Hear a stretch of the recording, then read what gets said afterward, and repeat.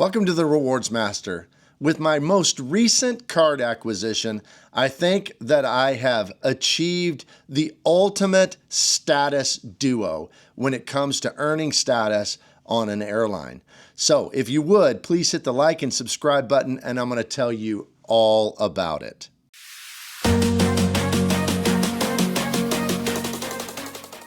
Now, status on an airline doesn't matter all that much to everybody.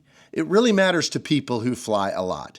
I fly between 15 and 20 round trips a year, some for leisure, some for personal family reasons, and quite a few times for work. And I do some consulting as well. So in those flights, status has always mattered a lot to me because I care about getting the better seats when I am purchasing my flights initially, so getting extra leg room and so forth, maybe exit row.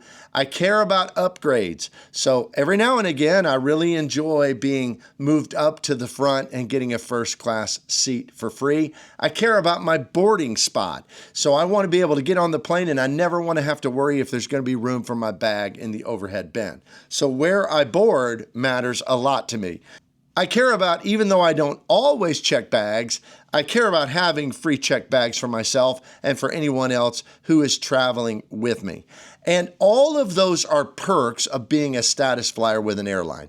In addition, what's really nice is if you're flying on an economy flight overseas and you have high-level status, usually you also have status with the airline alliance and can get into their business and first-class lounges for free, even on an economy ticket, which is an absolutely underrated but awesome benefit of airline status. So I care about it. Well, for years I had United. I've also had high-level Delta status. But now, for the last several years, I've really been focusing on my status with American Airlines, of which I currently have Platinum Pro, which is the second highest published tier that you can achieve just through flying and through spending on your credit card and all those things without a special invite available with American Airlines. And that gives me a whole lot of those benefits we talked about earlier in the video. So in order to achieve that with American Airlines, you have to either spend a lot on the credit cards or you have to fly a lot to get points. They call them loyalty points that you achieve status with, or a combination of those two things in addition to using some of their other partners like booking hotels through American Airlines hotels or shopping through the American Airlines shopping portal. And all those things help you to achieve those loyalty points. Now, on the big three American Airlines, American, Delta, and United, they all have different metrics, but they're all kind of similar. They all have a type of point that is just about earning status.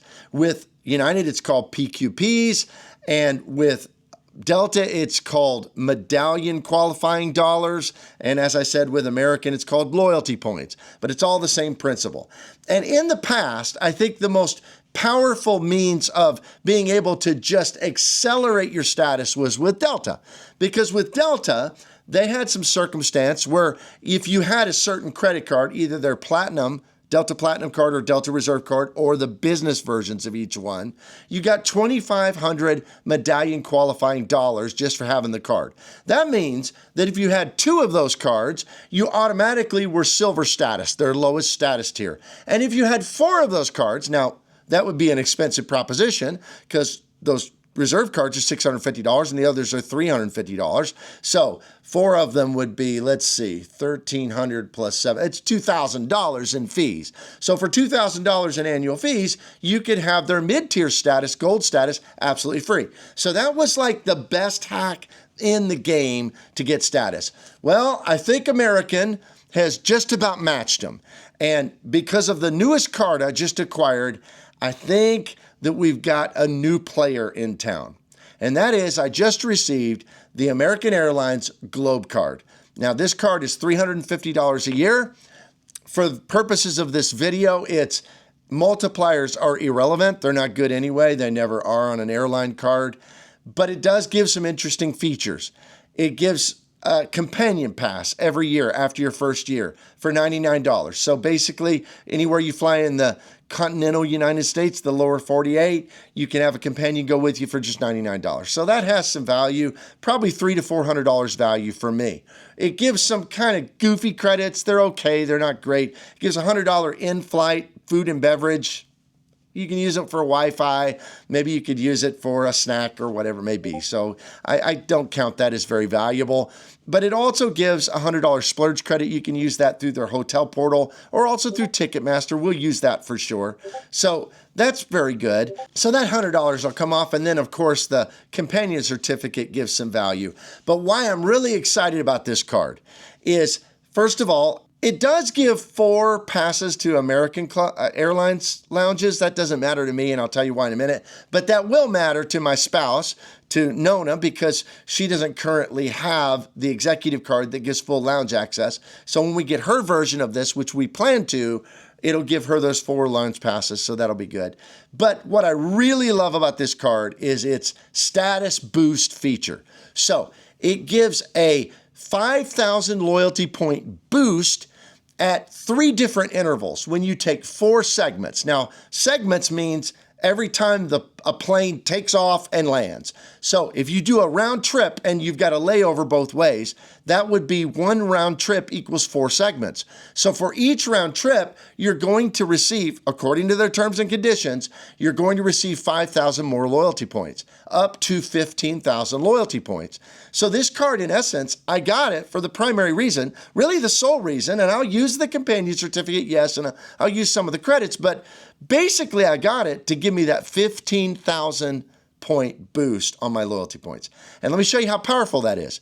The first status tier, which is gold status with American, is at 40,000 loyalty points. This card, just having it, if you fly 3 round trips, which I fly way more than 3 round trips, so just having this card is going to get me almost halfway to the first status tier. Now, I said this is a great duo. That's because I also have its big brother, which is the American Airlines executive card. Now that one cost me $595 a year. It gives a full Admirals Club access. That means I can go into their lounges anytime I'm flying on American, and I could take 2 guests or my entire family with me. I use it all the time, went into over 40 American lounges this year. So that is a great value to me and is worth the $595 by itself. But it also gives a few little credits. It gives $120 credit for Avis, renting a car. I've used that. It gives $120 and $10 a month for Grubhub. I use that. It has a crazy bad Lyft credit. Used it once or twice, but not very much. But the real value of this card, again, is the lounge access, but also it gives a different type of status boost. It gives 2 10,000 loyalty point boosts when you hit 50,000 loyalty points and then when you hit 90,000. So when you add these 2 cards together, here's what you get. I'm going to receive, because I'm going to hit the 90,000 for sure, I'm going to receive 20,000 extra loyalty points for free from the executive card. I'm going to get 15,000 extra loyalty points for free from the Globe card. That's 35,000 loyalty points for doing nothing that I'm not doing anyway. That gets me only 5,000 away from the lowest status tier. So to reach my status tier, which is 125,000 loyalty points, it gets me close to a third of the way.